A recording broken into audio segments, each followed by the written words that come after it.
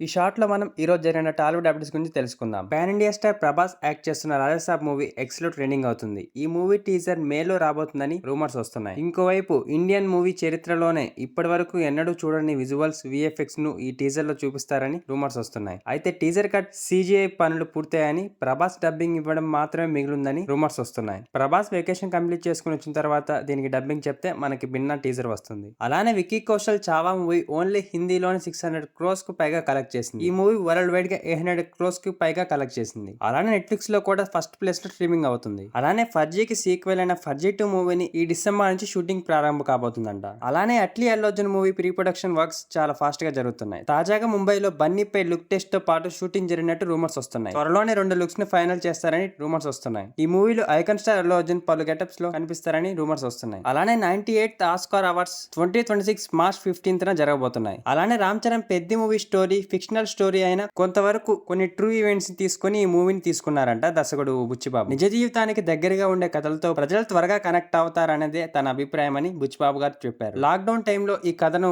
ఆయన రాశారంట. సుకుమార్ కు వినిపిస్తే బాగుంది, రామ్ చరణ్ కు చెప్పమని అన్నారంట. ఫస్ట్ సిట్టింగ్ లోనే చరణ్ ఓకే చెప్పారంట. అలానే మ్యాట్ స్క్వేర్ మూవీ ఈ మంత్ 25న నెట్ఫ్లిక్స్ లో తెలుగు, హిందీ, తమిళ, కన్నడ, మలయాళంలో స్ట్రీమింగ్ అవబోతుంది. అలానే అల్లపచ్చ జింకానా మూవీ ప్రీలీజ్ ఈవెంట్ ఈ రోజు 22nd ఏప్రిల్ 6 గంటలకు జరగబోతుంది. నేను చెప్పిన ఈ అప్డేట్స్ లో మీకు ఏ అప్డేట్ నచ్చిందో కామెంట్ చేయండి. Hope you like this short, friends. Please like and subscribe to Itlimiro channel. Thanks for watching, friends.